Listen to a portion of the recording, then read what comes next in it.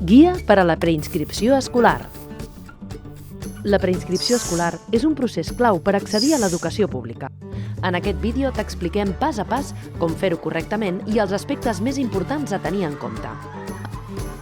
Les preinscripcions escolars es basen en un sistema de punts per tal d'ordenar i establir un criteri de selecció en cas que hi hagi més demanda que oferta en un centre educatiu. Els punts s'atorguen en funció de criteris de prioritat i complementaris. Per més informació sobre el sistema de punts, consulta el web santcugat.cat. Per què és important la primera opció? La puntuació s'assigna segons els criteris aplicats al primer centre que es posa a la sol·licitud. Aquesta puntuació es manté per a la resta d'opcions triades.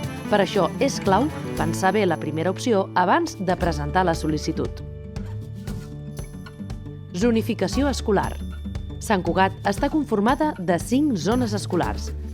Zona 1, Monestir Sant Francesc i Collfabà. Zona 2, Nucli, part del Parc Central, Eixample Sud i Torreblanca. Zona 3, Volpelleres i Sant Domènec. Zona 4, Mirasol, Can Mates, Arxiu i part del Parc Central. Zona 5, Valldoreix, La Floresta i Les Planes. Com es pot consultar a quina zona educativa pertany un domicili o un lloc de treball? A través del cercador de zones escolars disponible al web municipal de Sant Cugat, santcugat.cat. Introdueix l'adreça i sabràs a quina zona educativa correspon per obtenir la puntuació màxima per proximitat. També pots dirigir-te a l'Oficina Municipal d'Escolarització. Què és l'adscripció? Cada escola pública tindrà adscrit 2 instituts. El criteri de l'adscripció, no el de la zona, és el que dona prioritat d'accés als instituts. Institut Arnau Cadell i Institut Angeleta Ferrer. Escoles: La Floresta, Ferran i Clua, Ciutat d'Alba, Turó de Can Mates i Joan Maragall. Institut Pla Ferreres i Institut Leonardo da Vinci. Escoles: Pins del Vallès, Gerbert d'Urlac, l'Olivera, Collserola, Pi d'en Xandri i La Mirada. L'adscripció només afecta a la preinscripció a primer d'ESO.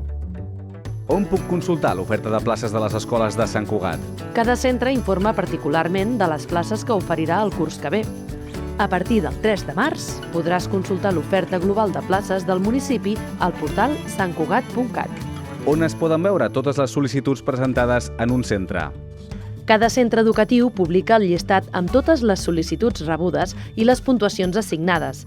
Aquesta informació estarà disponible al web del centre, a l'Oficina Municipal d'Escolarització, on es pot demanar suport per entendre la informació publicada. I per conèixer l'estat de la sol·licitud?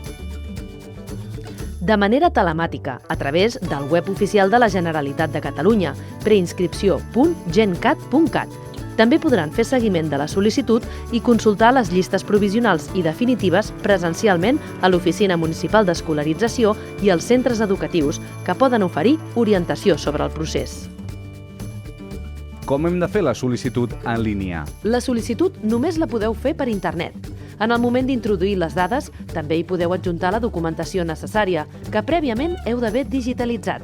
Un cop introduïdes les dades, la vostra petició quedarà enregistrada i rebreu el comprovant corresponent per correu electrònic. Atenció, si no rebeu el comprovant, és que la sol·licitud no s'ha enviat correctament. Podeu accedir i modificar la vostra petició durant tot el termini de presentació de sol·licituds. No cal que presenteu cap document als centres. Presentar la sol·licitud de preinscripció implica perdre la plaça actual? No, presentar una sol·licitud de preinscripció no implica perdre la plaça actual. Fins que no es confirmi una nova assignació de centre, l'alumne continua tenint garantida la seva plaça en el centre on està escolaritzat. Per a quins nivells la plaça d'ofici és automàtica? A I3 i a primer d'ESO. En altres cursos, la plaça d'ofici només s'assigna si la família ho sol·licita expressament.